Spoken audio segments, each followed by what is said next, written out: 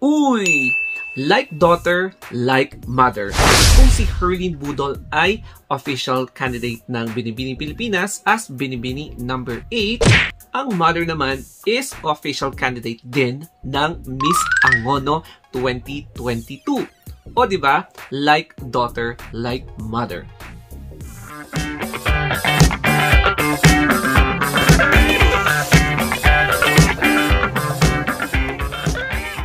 Naniniwala talaga ako sa kasabihan na kung kaya ng anak, kaya din ng mama. Kaya naman, nakaka-inspire ang pamilya ni Herlene Budol. It's because dalawa sa member ng kanilang pamilya ang sumasali sa iba't ibang pageants, sa magkaibang pageants. Why? Si Herlene Budol is officially na one of the top 40 candidates ng Binibini Pilipinas 2022 bilang number 8. So, tignan nyo na lang yung number 8 sa Binibini Pilipinas representing Angono Rizal. And then, here comes her mother. So, hindi lang si Herlene Budol, kundi pati na rin ang kanyang mama na official candidate din ng Ginang Angono Rizal.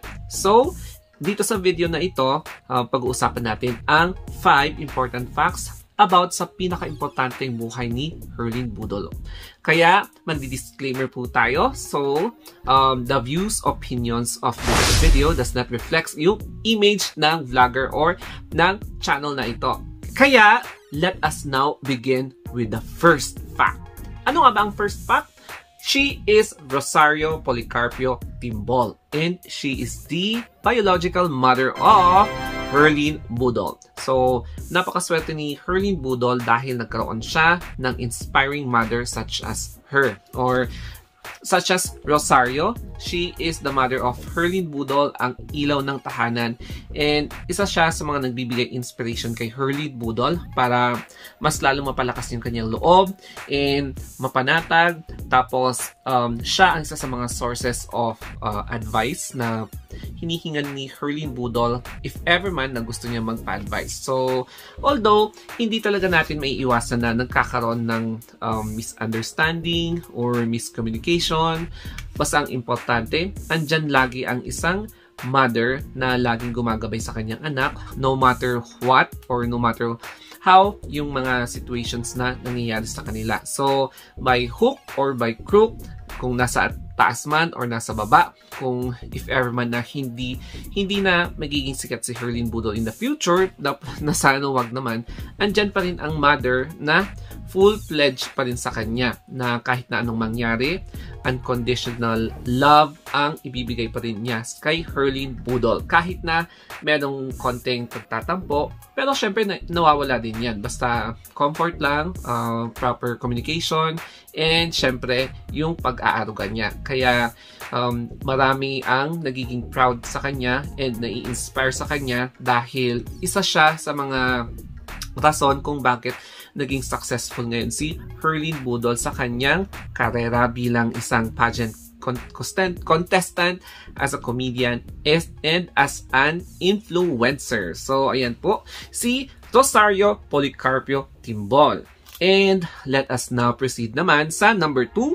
So, eto na nga ang pinaka-main na fact. She is the official candidate of Ginang Angono 2022, which is a yearly pageantry tradition ng Angono Rizal. And it showcases yung mga talents ng mga ginang. Kaya ang motto, isa sa mga motto is, "Porque ginang na, meron pa ring asim na ibubuga." So, yes, it features yung mga aspiring na ginang sa Angono Rizal, wherein marami pa silang pwedeng i-share basing sa kanilang experience, basing from yung mga talents nila na pwedeng maging inspirasyon para sa mga younger generations. Kaya unique ang pageant na ito kasi hindi yung pang Miss Angono, ngayon naman pang Ginang Angono. So, ano nga ba ang significance ng pagiging isang mother? So, yun isa sa mga sinashowcase ng mga contestants para malaman ng lahat kung gaano kahirap maging isang ina. Pero worth it naman for as long as yung mga anak mo is nagiging successful sa kanilang career, such as yung mga nangyayari kay Herlin Budol. So yes, she is very inspirational. She's, I think, the most popular contestant kasi nga siya ang mother ni Herlin Budol. Tapos syempre meron siyang K talaga na sumali because she has the height. She is fresh, o di ba? May asim pa ang mama ni Herlin Budol. Kaya bagay na bagay sa kanya na sumali sa pageant na ito para i-showcase niya yung sarili niya bilang isa sa mga one of the most inspiring mothers of the Philippines, o di ba? Yung number 3 naman is ito ang isa sa mga importanteng parang hugot ng isang contestant na sumasali sa isang pageant. So, ang advocacy ng mother ni Herlin Budol sa pagsali sa Miss Angono is to promote awareness regarding violence against women and children. Napaka-importante nito. It's because marami po sa ating mga families across the Philippines ang nakakaranas ng pag-aabuso.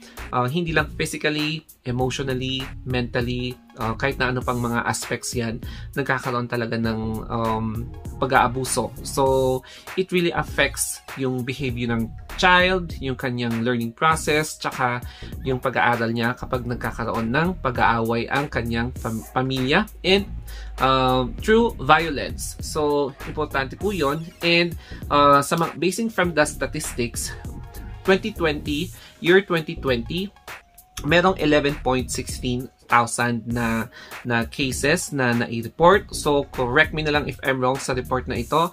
And ang maganda dito is that declining po siya. So, makikita nyo dyan, medyo mas mababa yung 11,600 na cases, reported cases, as compared sa mga previous years. Pero, pre-pandemic po yan.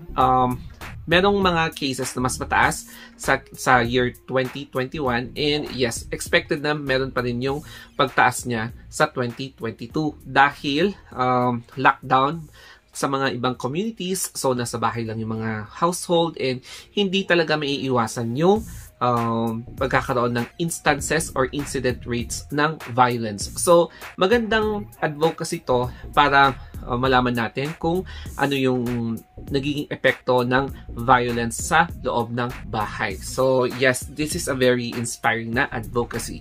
Yung number 4 naman is a proud single mother of 4 children. So, ayan po guys, 4 children. And alam nyo ba na kapag single mother ka, tapos very successful yung pagpapalaki mo ng inyong mga anak, which means one thing, very successful ka, effective yung the way or pamamaraan mo sa pagpapalaki ng inyong anak. And katulad ng nangyari kay Herlin Budol, she became successful sa kanyang karera bilang artista, bilang social media influencer, and as a pageant aspirant. So, may kita natin dito na maganda yung pagpapalaki ni Madam Rosario. It's because nagkakaroon siya ng mga member ng kanilang family na tinitingala buong mundo. So yes, it is very inspiring. Marami ang proud sa kanya, especially sa kanyang kapamilya, sa kanyang relatives, mga friends. So yes, maraming titingala sa kanya kung may magtatanong, ano yung ginawa mong way? Bakit successful yung mga anak mo? O, diba? So, hindi biro ang pagpapalaki ng anak na bilang single parent. It takes really sacrifice. Very financially challenging talaga kasi mag-isa mo lang na nagwo-work. Tapos, 4 pa yung mga pinapalaki mo. So, there is a challenge physically, emotionally, tapos mentally pa.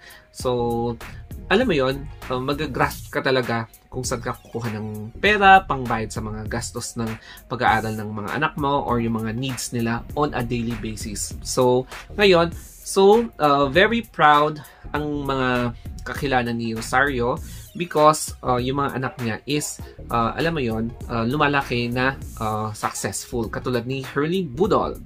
And yung number 5 naman is she is a stage mother.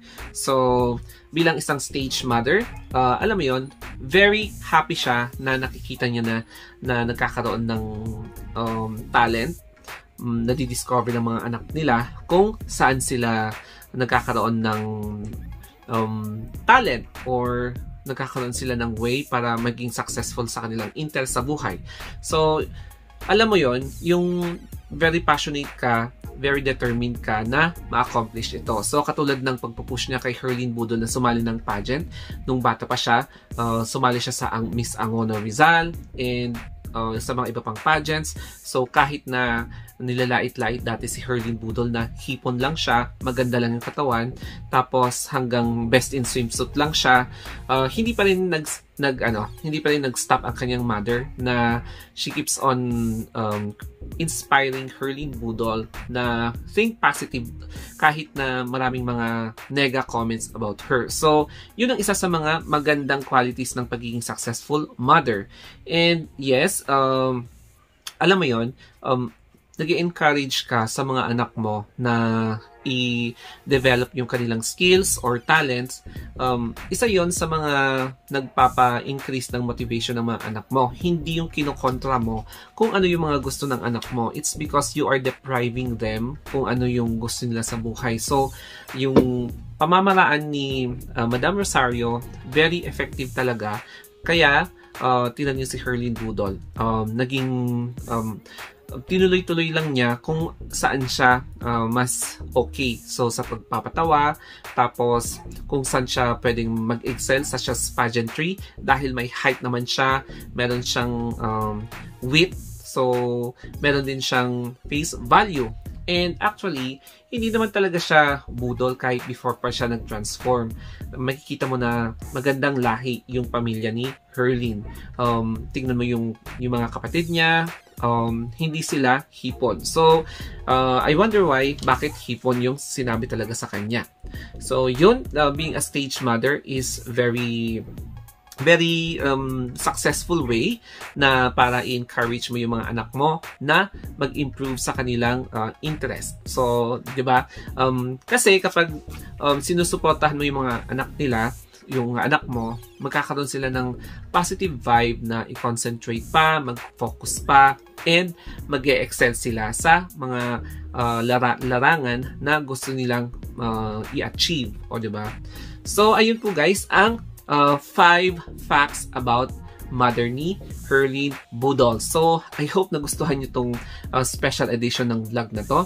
And, ang masasabi ko lang sa organizers ng Miss Angono 2022 is that very systematic yung kanilang way na pag-organize ng pageant. One example is makikita mo na binibrief sila. There is konting briefing, and I think hindi lang siya konting briefing. Maraming beses sila i-brief, i-orient, and i-guide kung ano yung mga activities nila sa pageant na ito. For example, is to ilatag nila yung mga platforms nila with the assistance of the organize, yung management ng Miss Angono 2022.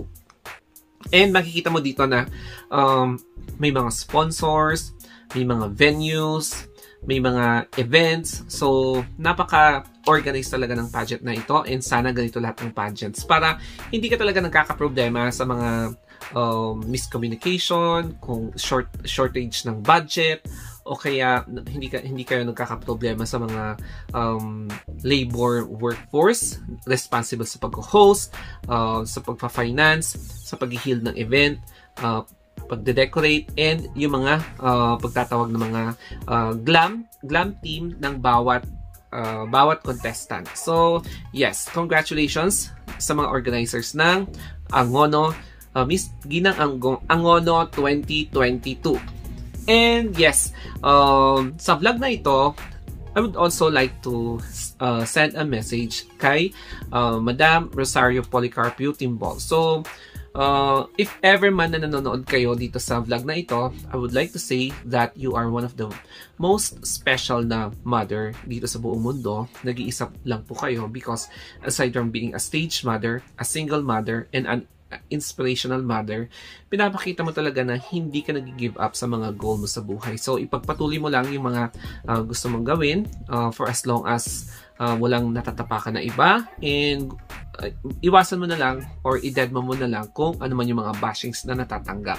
And yes, ipagpatuloy lang ang mga ginagawa, and maging inspiration sa iba. It's because hindi parang matatawaran ba? Tama ba yung term? Yung mga kabutihang nagawa sa mga anak and sa pagiging inspiration sa mga younger generation. So, congratulations to Rosario Policarpio Timbol for being a very, very successful and a responsible single mother. So, yes guys, sana all ganito ang mother, di ba?